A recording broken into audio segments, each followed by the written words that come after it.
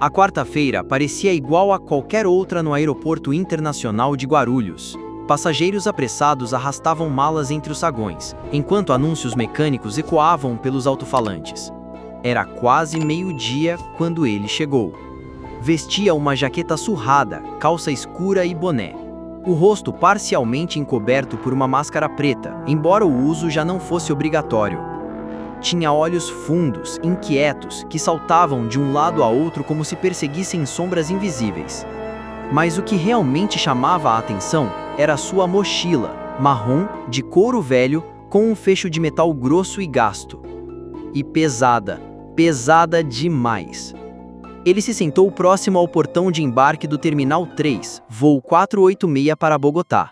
O assento de metal gemeu sob seu peso.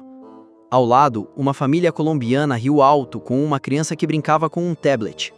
O homem torceu o pescoço levemente e cochichou algo inaudível. A mãe da criança o olhou com estranhamento e rapidamente afastou o filho. Minutos depois, 2 agentes da Polícia Federal que patrulhavam o terminal se aproximaram. Um deles, o inspetor César Oliveira, notou o suor escorrendo pela testa do homem, apesar do ar-condicionado estar forte. O outro, agente Almeida, apontou discretamente para a mochila. O formato era estranho, alongado, com pontas rígidas sob o tecido, como se guardasse ferramentas ou algo pior. "Boa tarde, senhor. Pode nos acompanhar, por gentileza?" disse o inspetor. O homem levantou lentamente, os olhos cravados no chão. Ele murmurava algo e os agentes perceberam isso antes mesmo de tocarem em sua mochila. "Ele não gosta de voar. Ele não gosta de voar." No setor de inspeção, a mochila foi colocada sobre a mesa. César, já incomodado com o cheiro de decomposição leve, olhou para Almeida com expressão tensa. "Abre você", disse Almeida com um meio sorriso nervoso. Ao abrir o zíper, um bafo podre preencheu a sala. Almeida deu um passo para trás e engasgou. Dentro da mochila, cuidadosamente enrolados em tecido de linho amarelado, estavam ossos. Ossos humanos. "Meu Deus!" murmurou César. O homem, agora sentado num banco metálico ao lado, balançava o corpo para frente e para trás, sussurrava sem parar, olhos fixos no vazio. "Ele não gosta de voar, ele fica agitado. Eu disse que era melhor enterrar, mas ele quer ir para casa. Para casa!" Os agentes chamaram reforços. O homem foi algemado e conduzido à delegacia do aeroporto. Na sala onde a mochila ficou armazenada, o inspetor César notou uma queda súbita de temperatura. Almeida também. Naquela noite, o guarda de plantão jurou ter ouvido algo vindo da mochila, como um farfalhar de pano, e uma voz que sussurrava o seu nome.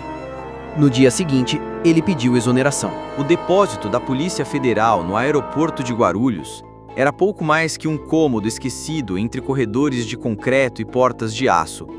Usado para armazenar objetos apreendidos, raramente alguém entrava ali depois das 22 horas. Naquela noite, quem vigiava o local era o agente temporário Felipe Martins. Jovem, recém-formado em Direito, ele esperava passar nos concursos e sair daquele trabalho noturno e silencioso o mais rápido possível. Por volta das 2 horas da madrugada, o rádio crepitou com estática. A voz do supervisor soou abafada. "Martins, dá uma verificada no item 771, a mochila. Recebemos ordem para transferir amanhã cedo." Felipe bufou. A sala do item 771 ficava no fim do corredor, próxima ao gerador antigo, o lugar mais frio do prédio. Pegou as chaves e desceu arrastando os pés pelo piso de vinil gasto. Ao abrir a porta, o ar parecia mais denso, úmido, como se houvesse algo suspenso na atmosfera. A iluminação oscilava levemente, como se as lâmpadas fluorescentes hesitassem em permanecer acesas. A mochila estava sobre uma mesa de aço, isolada em um compartimento de vidro lacrada com fita vermelha. Havia uma etiqueta colada ao lado. Item 771, mochila com conteúdo ósseo humano, voo 486, Terminal 3. Felipe aproximou-se, mas estacou a menos de 1 metro. Estava escutando algo. Um sussurro. Fraco. Quase um lamento. "Não. Ele não gosta." Felipe arregalou os olhos, olhou ao redor. O rádio estava desligado, o corredor vazio. O som vinha de dentro da sala, de dentro da mochila. Engoliu seco e se aproximou devagar. O visor de vidro mostrava apenas um vulto escuro envolto em trapos. Mas algo estava errado. Os ossos estavam em outra posição, como se alguém os tivesse mexido, ou como se tivessem se mexido sozinhos. O fecho metálico da mochila, fechado e lacrado, agora estava levemente aberto. Felipe recuou instintivamente. Tocou o botão de segurança no cinto, mas não houve resposta. A comunicação parecia morta. Foi quando as luzes piscaram. 1, 2, 3 vezes. E então se apagaram completamente. O breu tomou conta. E no silêncio abafado da sala, ele ouviu um estalo, como de ossos se roçando. Depois, uma respiração curta. E por fim, Martins. A voz era grave, rouca, vinda de dentro da mochila. Felipe gritou, e então correu. Ao tentar abrir a porta, percebeu que estava trancada por dentro. A chave não estava mais em seu bolso. Lá fora, ninguém ouviu seus gritos. Na manhã seguinte, o supervisor encontrou a porta entreaberta. Felipe estava encolhido no canto da sala, olhos arregalados, braços cruzados em torno do corpo como se protegesse de algo invisível. Não falava. Não comia.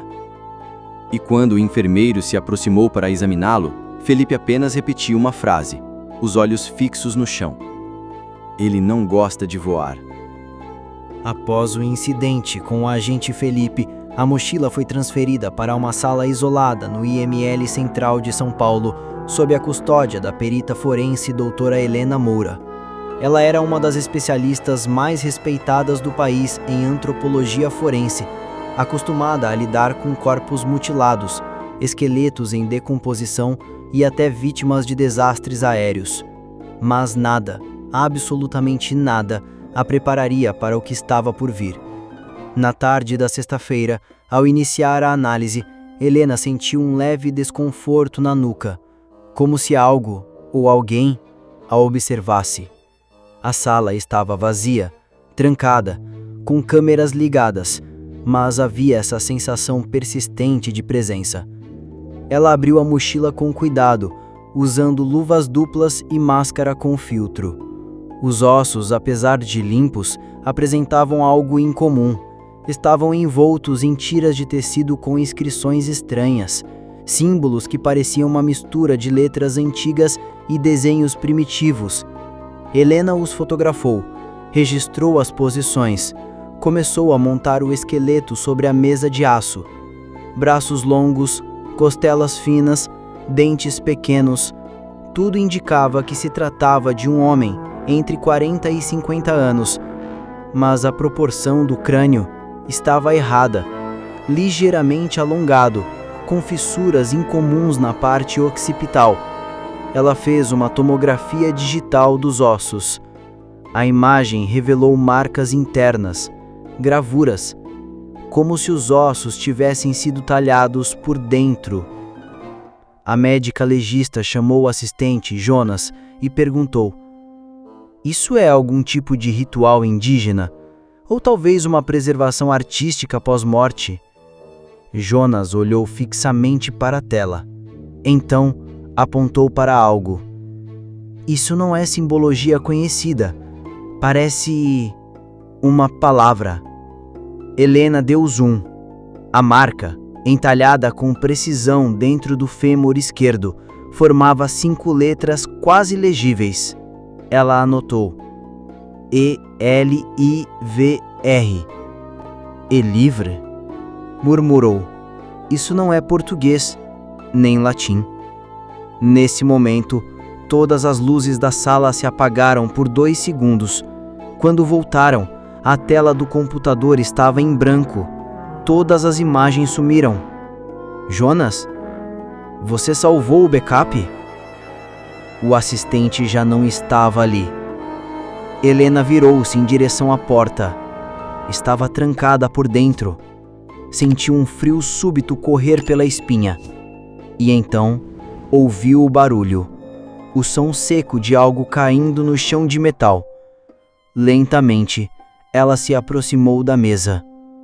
O crânio que estava sobre a bandeja, agora estava no chão, virado para ela, como se a encarasse. Do outro lado da porta, os seguranças ouviram um grito abafado e a repetição de uma única frase: "Ele não gosta de voar. Ele não gosta de voar." 2 dias após o colapso da doutora Helena, que foi encontrada desmaiada e em estado catatônico dentro do laboratório do IML, o caso do homem da mochila já havia escapado da alçada local e ganhado um ar de mistério nacional. Os canais de TV sensacionalistas noticiavam o ocorrido com entusiasmo mórbido, mas nos bastidores, a Polícia Federal estava em silêncio. Foi então que um velho investigador aposentado, Vicente Amaral, apareceu sem ser convidado na sede da PF. Ele trouxe uma pasta de couro gasta pelo tempo. Lá dentro havia uma cópia antiga de um relatório de 1993, do desaparecimento de um religioso no interior de Minas Gerais.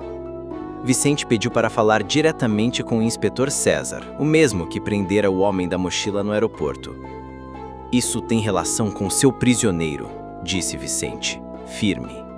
César, desconfiado, abriu o relatório. O caso falava sobre um certo padre Elivério, desaparecido em Araçuaí, uma cidade pequena e remota. Segundo o documento, o padre era um exorcista, conhecido por práticas pouco ortodoxas, e rumores diziam que ele guardava partes do mal em urnas enterradas sobre a capela. Ele sumiu, após dizer à comunidade: "O que me acompanha agora não quer mais me deixar." O nome o atingiu como um soco no estômago. Elivério. LVR. Aquela palavra entalhada no osso. "O que aconteceu com ele?" perguntou César, a boca seca. Vicente coçou a barba grisalha. Nunca o encontraram. Mas dias depois do desaparecimento, os fiéis disseram ter ouvido orações em latim saindo do subsolo da igreja, mesmo com as portas trancadas. E um rapaz que tentou investigar desceu até a cripta e foi encontrado morto, com a espinha curvada para trás, como se tivesse se dobrado por dentro. César não era homem de acreditar fácil em lendas, mas os eventos no aeroporto, a mochila, o agente Felipe em estado vegetativo, Helena gritando num laboratório trancado, tudo começava a se conectar. Foi quando Vicente puxou uma última folha da pasta, uma carta, datada de março de 2024, assinada por um tal de Daniel V., morador de rua e suposto ex-paciente psiquiátrico. Na carta, escrita com caligrafia irregular, ele dizia: "Eu o encontrei, ele voltou. O homem que carrega os ossos fala com ele, ou melhor, ouve. Ele diz que tem que levar os restos, que se ele não for, ele virá buscar. E se ele vier, vai querer todos nós. Ele não gosta de voar, porque lá em cima ele não consegue descer. Ainda." César levantou os olhos devagar. "Onde está esse Daniel?" Vicente suspirou. Encontraram ele 2 dias atrás, deitado em posição fetal, num terminal de ônibus desativado. O coração dele explodiu dentro do peito. César ficou em silêncio. E então murmurou pela primeira vez sem ceticismo: "E se esses ossos estivessem esperando algo?" Vicente completou: "Ou alguém." Na madrugada do dia 21 de março, 3 dias após a entrega do relatório por Vicente Amaral, a sala onde os ossos estavam armazenados no Instituto Médico Legal pegou fogo. Nenhum sistema de alarme foi disparado. Nenhuma câmera captou o início das chamas. Mas o mais estranho não foi o incêndio em si. Foi o que não queimou. Quando os bombeiros conseguiram controlar as chamas, encontraram o laboratório central totalmente destruído, exceto por uma única mesa de aço intacta no centro da sala. Sobre ela, como se tivesse sido intocada pelo fogo, a mochila permanecia, fechada, intacta, fria. Os ossos estavam lá dentro e perfeitamente limpos, como se tivessem sido lavados por mãos invisíveis. A perícia decretou curto-circuito acidental, mas a doutora Lúcia, chefe do setor de anatomia forense, pediu afastamento no mesmo dia. Disse que ouviu sons de passos dentro do necrotério, mesmo com a porta trancada e o prédio vazio. Na sede da Polícia Federal, César passou a vasculhar registros de voos internacionais, na tentativa de rastrear o trajeto pretendido pelo homem da mochila. Encontrou algo peculiar.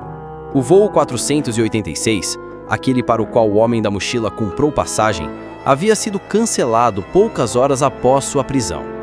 A justificativa oficial: problemas técnicos na aeronave.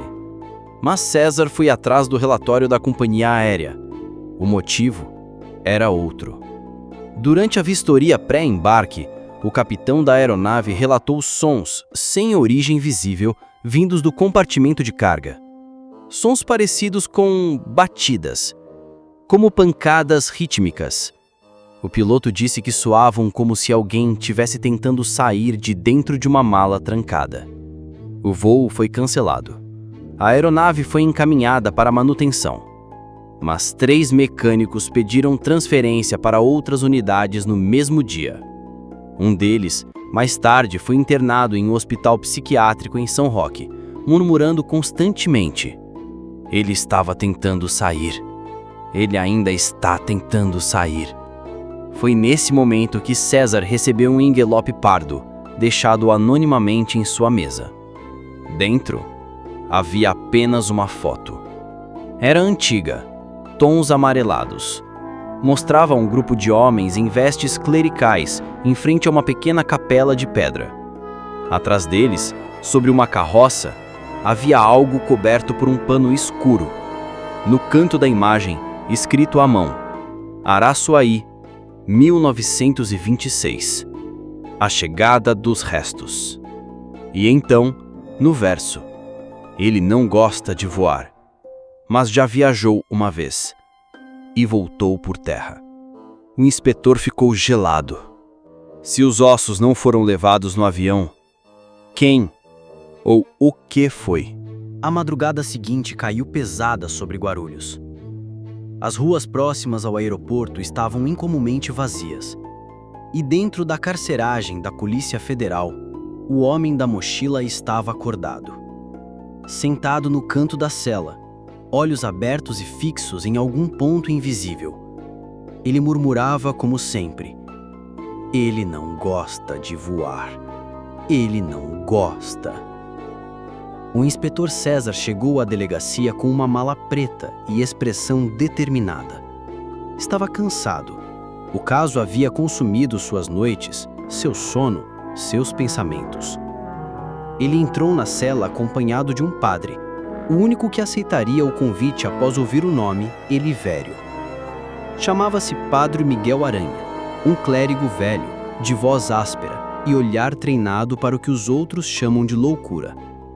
Ele não fez perguntas, apenas entrou, benzeu-se e colocou algo sobre a mesa de ferro. Um crucifixo, com o braço esquerdo quebrado. O homem da mochila calou-se por um momento. Olhou para o crucifixo, depois para o padre, depois para César. Ele não gosta porque lá no alto ele não tem chão. Ele precisa de solo. Quem é ele? O homem sorriu. Um sorriso longo, quase mecânico. Ele andava com o Elivério e agora anda comigo. O padre começou a recitar uma oração em latim. O homem da mochila tremeu. A sala ficou mais fria. As luzes piscaram. Do outro lado do prédio, 2 agentes ouviram um som seco, como se algo muito pesado tivesse caído no chão. Quando entraram na cela, o homem estava desmaiado. O padre Miguel sangrava pelo nariz, mas ainda rezava.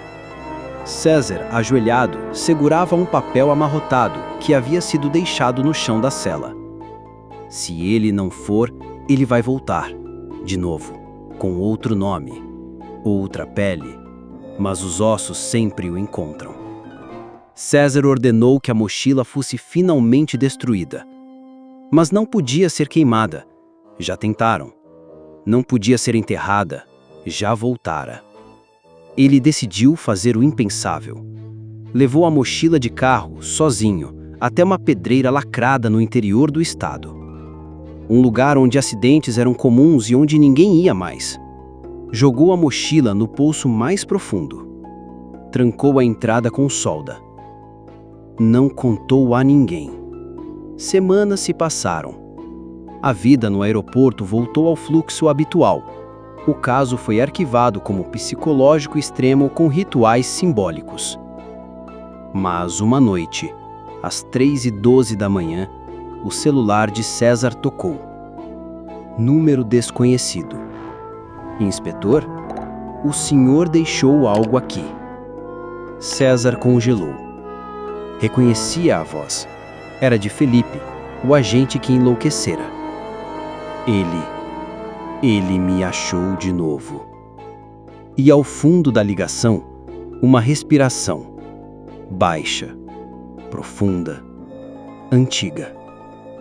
Ele não gosta de voar, mas agora ele aprendeu a andar.